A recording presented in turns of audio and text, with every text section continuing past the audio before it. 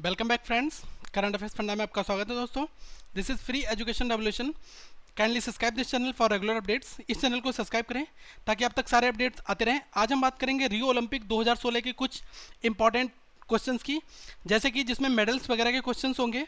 तो आज का हमारा एजेंडा है मेडल टैली के बारे में। आपको बताऊंगा कि क्या मेडल टैली, भारत का क्या योगदान हुआ और भारत ने कौन सी पोजीशन हासिल की, और भारत के जो स्पोर्ट्समैन रियो ओलंपिक में गए उन्होंने क्या कारनामा किया, और साथ में ही टोटल कितने स्पोर्ट्समैन हैं भारत के जो रियो ओलंपिक से बिलोंग करते हैं, और साथ में उनके कौन सा फील्ड है, ये भी आज हम बात करेंगे। तो पहली चीज़, जैसा आपको पता है ओलंपिक में 3 तरीके के मेडल होते हैं। पहला गोल्ड मेडल, दूसरा सिल्वर मेडल और तीसरा ब्रोंज मेडल। तो मेडल टैली में भारत का जो स्थान था 67th पोजीशन थी भारत की, और पहला स्थान हासिल किया यूनाइटेड स्टेट्स ऑफ अमेरिका ने। टोटल मेडल अमेरिका को मिले 121, और जिसमें से 46 gold, 37 silver, 38 bronze medal. Second position थी ग्रेट ब्रिटेन की, जिसको टोटल 67 मिले, और चाइना थर्ड पोजीशन पे आया, जिसको टोटल 70 मिले। आप यहाँ से ये सोच रहे होंगे कि चाइना की पोजीशन 70 होने के बावजूद भी ये थर्ड पोजीशन क्यों रही। तो यहाँ पर इसका लॉजिक बेसिक सा ये है कि जिसको जितने ज़्यादा गोल्ड मिलते हैं वो पोजीशन सबसे टॉप पर रहती है। तो ग्रेट ब्रिटेन को 27 गोल्ड मिले, इसलिए इसकी प्रेफरेंस ऊपर आई, और 26 गोल्ड के साथ चाइना तीसरे पोजीशन पर आया। अब आपको एक क्वेश्चन ये भी यहाँ से बनेगा कि अगर रियो ओलंपिक ब्राज़ील में हो रहे हैं तो ब्राज़ील की पोजीशन क्या थी। ब्राज़ील की पोजीशन 13 नंबर की थी, और उसको 7 गोल्ड, 6 सिल्वर, 6 ब्रॉन्ज के साथ में टोटल 19 मेडल मिले। भारत को रियो में एक सिल्वर मेडल, एक ब्रॉन्ज मेडल, टोटल 2 मेडल मिलते हैं, और साथ में इंडिया की पोजीशन हो जाती है 67। ओके, नेक्स्ट बात करते हैं भारत के लिए पहला मेडल रियो ओलंपिक में किसने दिलाया। ये दिलाया साक्षी मलिक ने, और 58 किलोग्राम वर्ग में वुमेन्स फ्री स्टाइल रेसलिंग में ब्रॉन्ज मेडल मिला। और इनके कोच का नाम बहुत ज़्यादा इंपॉर्टेंट है, श्याम बुदंकी। इसके साथ में जैसे ही रियो ओलंपिक का समापन हुआ, और ये क्लोजिंग सेरेमनी में फ्लैग बीरर, देखिए फ्लैग बीरर का मतलब होता है राष्ट्रीय ध्वज को लेकर देश का प्रतिनिधित्व करना। जब कभी भी कोई भी इवेंट का समापन होता है तो वहाँ पर जो भी सबसे खास स्पोर्ट्समैन होता है उसको वो काम असाइन किया जाता है। ओके, तो भारत की तरफ से क्लोजिंग सेरेमनी में फ्लैग बीरर किसने किया, साक्षी मलिक ने। साक्षी मलिक हरियाणा की रहने वाली हैं। कहाँ की रहने वाली है, हरियाणा, और ये रेसलर है। नेक्स्ट बात करते हैं, भारत के लिए दूसरा मेडल दिलाया पीवी सिंधु ने। पीवी सिंधु बैडमिंटन स्पोर्ट्स को बिलोंग करती हैं, और वुमेन सिंगल्स में इनको ये उपलब्धि हासिल की। और इनके कोच का नाम बहुत ज़्यादा इंपॉर्टेंट है, पुलेला गोपीचंद। एग्जाम्स में देखिए भारत को केवल 2 मेडल मिले हैं, साक्षी मलिक और पीवी सिंधु। इनके कोच एग्जाम्स में पूछे जा सकते हैं, कोच कौन थे। नेक्स्ट क्वेश्चन की बात करी जाए तो फाइनल में, जिम्नास्टिक के फाइनल में पहुंचने वाली भारत की पहली महिला, फर्स्ट वुमेन,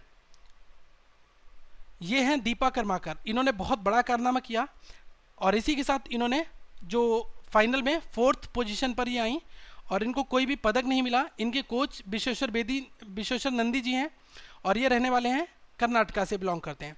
साथ में ही दोस्तों मैं आपको एक इंटरेस्टिंग फैक्ट बताना चाहूँगा। जिम्नास्टिक में एक वॉल्ट होता है जिसको बोलते हैं प्रोडोनोवा। प्रोडोनोवा एक वॉल्ट होता है, ये एक तरीके का प्रतिस्पर्धा में ही एक एक्टिविटी होती है जिसको केवल दुनिया में 5 महिलाएं कर सकी हैं, उसमें से दीपा कर्माकर का नाम शामिल है। और रियो में जाने से पहले इन्होंने 100 बार से ज़्यादा बार इस चीज़ को किया। ये बहुत खतरनाक एक तरीके की एक्टिविटी होती है जिसमें जान जाने तक का खतरा रहता है, तो काफ़ी जोखिम भरा ये एक्टिविटी रहती है। और दीपा कर्माकर जिम्नास्टिक से बिलोंग करती हैं, इन्होंने ये एक्टिविटी की, और ओलंपिक में चौथा, फाइनल में 4th पोजीशन पर रहीं। अब हम बात करेंगे भारत के ऐसे खिलाड़ी जिन्होंने आर्चरी, धनुर्धारी, जिसको धनुर्विद्या कहते हैं, इसमें प्रतिनिधित्व किया। तो पहले दीपिका कुमारी, अतानु दास और बॉम्बल्य देवी, लक्ष्मी रानी माझी, ये 4 स्पोर्ट्समैन थे आर्चरी में जिन्होंने भारत का प्रतिनिधित्व किया रियो ओलंपिक में। नेक्स्ट, बैडमिंटन में भारत का प्रतिनिधित्व करने के लिए कुछ स्पोर्ट्समैन गए थे, जिसमें पीवी सिंधु, जिन्होंने भारत के लिए सिल्वर मेडल दिलाया। साइना नेहवाल, ये पीठ की इंजरी के कारण अपना बेस्ट प्रदर्शन नहीं कर पाई। वैसे काफ़ी अच्छी फॉर्म में थी ये, लेकिन अपना बेस्ट नहीं दे पाई। ज्वाला गुट्टा, श्रीनाथ किदाम्बी, अश्विनी पनप्पा और मनु अट्टारी और बी शुमिनाथ रेड्डी, ये टोटल स्पोर्ट्समैन गए थे भारत के प्रतिनिधित्व करने रियो में। नेक्स्ट बात की जाए दोस्तों, बॉक्सिंग में किसने भारत का प्रतिनिधित्व किया रियो ओलंपिक्स में। शिवा थापा, विकास कृष्ण यादव, मनोज कुमार, ये तीन स्पोर्ट्समैन थे जिन्होंने भारत का प्रतिनिधित्व किया रियो ओलंपिक्स में एज अ बॉक्सिंग में। नेक्स्ट बात की जाए हॉकी की, तो हॉकी में भारत की तरफ से मैन और वुमेन दोनों टीमों ने अपना प्रदर्शन किया। तो यहाँ से इंपॉर्टेंट क्या बनेगा, इंपॉर्टेंट बनेगा कि मैन हॉकी का प्रतिनिधित्व जो भारत की तरफ से किया गया, इसकी कैप्टनसी किसने की, कैप्टन कौन थे, तो कैप्टन थे PR श्रीजेश। ये बहुत इंपॉर्टेंट है, PR श्रीजेश ये मेंस के कैप्टन थे। और टोटल यहाँ पर 16 खिलाड़ियों ने, 16 प्लेयर्स ने भाग लिया। इनके नाम भी इंपॉर्टेंट है। तो पहले खिलाड़ी का नाम है सरदारा सिंह, PR श्रीजेश ये वहाँ के कैप्टन थे। इस तरीके से टोटल 16 खिलाड़ियों के नाम है। वीडियो को पॉज करके आप इनके नाम नोट डाउन कर सकते हैं। सेकेंड बात की जाए वुमेन, वुमेन की कैप्टन का भी नाम बहुत ज़्यादा इंपॉर्टेंट है। इनका नाम है सुशीला चानू। सुशीला चानू ने कैप्टनसी की और टोटल वुमेन टीम में भी 16 प्लेयर थे। इन 16 प्लेयर के नाम इस प्रकार हैं। सुशीला चानू ये कैप्टन थी, रेणुका यादव। इस तरीके से आप वीडियो को पॉज करके ये 16 नाम भी इन पर एक नज़र डाल सकते हैं, ताकि अगर एग्जाम्स में आपसे क्वेश्चन आता है कि Nikki Pradhan is related to which sport, तो आप वहाँ पर आसानी से बता सकते हैं। नेक्स्ट बात की जाए भारत के कौन से खिलाड़ी शूटिंग में थे, तो शूटिंग के लिए पार्टिसिपेशन किया था अभिनव बिंद्रा, जीतू राय, गगन नारंग। ये बहुत जाने माने खिलाड़ी हैं, तो इनका नाम मैंने ऊपर दिया है। बाकी हीना सिंधु, अपूर्वी चंदेला, अयंकी पाउल, चैन सिंह, मनपजीत सिंह सिंधु, महराज अहमद खान, प्रकाश नजप्पा, गुरप्रीत सिंह और क्यान चेनी, ये कुछ स्पोर्ट्समैन हैं जिनको आपको नाम याद रखना है। ये शूटिंग में इन्होंने किया। और साथ में दोस्तों अभिनव बिंद्रा ओपनिंग सेरेमनी में, जो ओपनिंग सेरेमनी हुई थी उसमें फ्लैग बीरर के तौर पर इन्होंने भारत के राष्ट्र ध्वज को वहाँ पर पेश किया था। नेक्स्ट बात की जाए दोस्तों, स्विमिंग में भारत का पार्टिसिपेशन करने के लिए 2 स्पोर्ट्समैन थे जिनका नाम है सजन प्रकाश और शिवानी कटारिया। ये 2 स्पोर्ट्समैन भारत का प्रतिनिधित्व करने के लिए रियो ओलंपिक गए थे।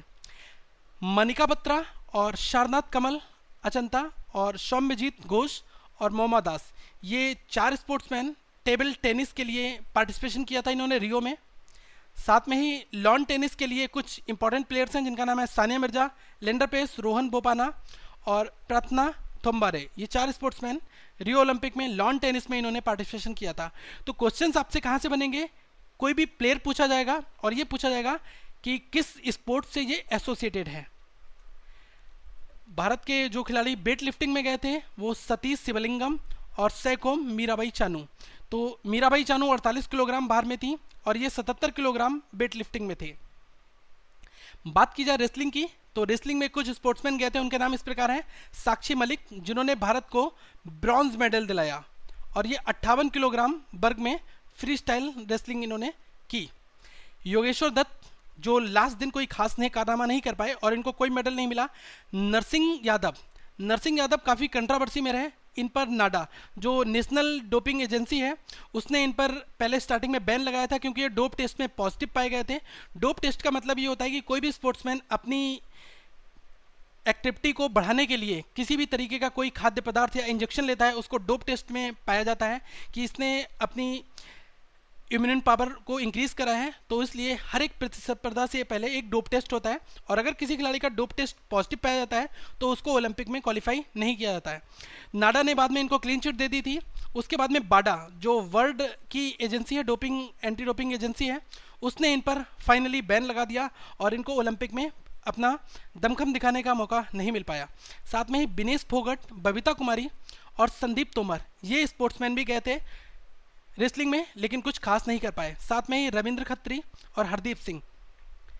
नेक्स्ट बात की जाए दोस्तों एथलेटिक्स में ऐसे कौन से खिलाड़ी गए थे। देखिए एथलेटिक्स का बेसिकली मतलब ये होता है कि इसमें आपका रनिंग, वॉकिंग, जंपिंग और थ्रोइंग ये कुछ स्पोर्ट्स एक साथ काउंट होते हैं। तो अगर कोई स्पोर्ट्समैन जो रिले रेस में है वो भी एथलेटिक्स में आएगा और अगर कोई वॉकिंग में है वो भी इसमें ही काउंट होगा। और साथ में ही जंपिंग, ऊंची कूद, लंबी कूद जो होती है उसमें भी, और अगर थ्रोइंग, डिस्क थ्रोइंग में भी एथलेटिक्स आता है। तो एथलेटिक्स के अंदर काफ़ी तरीके के स्पोर्ट्स आते हैं। भारत की तरफ से टोटल 36 लोगों ने एथलेटिक्स में अपना प्रदर्शन किया। इनके नाम इस प्रकार है ओपी जैशा, ललिता बाबर। ललिता बाबर का नाम इसलिए खास है क्योंकि ललिता बाबर लंबी दूरी की धाविका हैं और इन्होंने महिलाओं की 3000 मीटर 3000 मीटर में फाइनल में पहुंचने वाली है पहली भारतीय महिला बनी। तो इनका नाम मैं अंडरलाइन कर रहा हूँ, बहुत ज़्यादा इंपॉर्टेंट है। इस तरीके से कविता राउत, दत्ते चंद, सुधा सिंह, ये टोटल हमारे कुछ स्पोर्ट्समैन हैं जो एथलेटिक्स को बिलोंग करते हैं, तो आप इनके नाम याद कर सकते हैं। ये टोटल 36 हैं। ओके, साथ में दोस्तों मैं आपको बताऊंगा ओलंपिक का फ्लैग एक विशेष विमान के द्वारा जापान के टोक्यो में भेजा गया और वहाँ के जो गवर्नर हैं यूरिको कोइको, इन्होंने calls for the unity statement दिया और ये वहाँ से ओलंपिक के शुरुआत हो गई। तो टोक्यो का वेन्यू रखा गया है 2020। जो 2020 के ओलंपिक होंगे वो कहाँ पर होंगे? जापान टोक्यो में होंगे। साथ में दोस्तों कुछ फैक्ट्स और मैं आपको बताना चाहूँगा। पिछले अगर मैं 20 सालों की बात की जाए तो भारत ने अभी तक जो 2016 में मेडल जीते हैं, ये टोटल कितने जीते हैं? 2। अभी तक अगर मैक्सिमम मेडल की बात की जाए तो मैक्सिमम मेडल 2012 में जीते थे भारत ने और उसमें टोटल मेडल की संख्या थी 6। तो भारत का ये काफ़ी लचर प्रदर्शन रहा है। देखते हैं टोक्यो में क्या होता है। साथ में ही एक आपको इंटरेस्टिंग टारगेट मैं बताना चाहूँगा।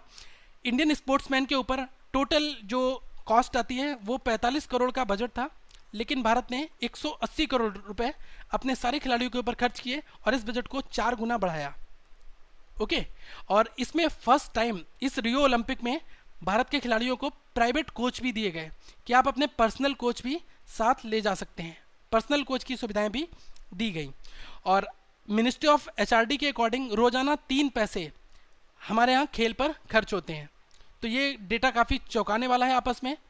देखते हैं आगे वाले ओलंपिक की तैयारियां भारत की किस तरीके से होती हैं, क्योंकि अगर ओलंपिक को जीतना है तो इसके लिए हमें फर्स्ट क्लास इक्विपमेंट्स की ज़रूरत पड़ेगी।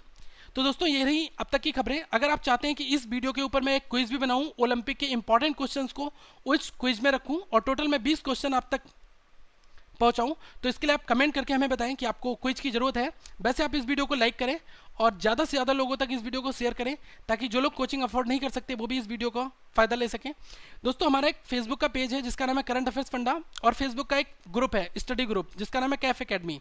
तो आप इन दोनों ग्रुप को ज्वाइन कर सकते हैं। वीडियो को देखने के बाद आप इसके डिस्क्रिप्शन बॉक्स में जाइए, वहाँ पर जो लिंक्स दिए गए हैं लिंक के द्वारा आप इन ग्रुप को ज्वाइन कर सकते हैं। और अगर आप ये वीडियो फर्स्ट टाइम देख रहे हैं तो आप इस चैनल को सब्सक्राइब करें ताकि आप तक सारे अपडेट रेगुलर आते रहें। Thank you friends, have a nice day.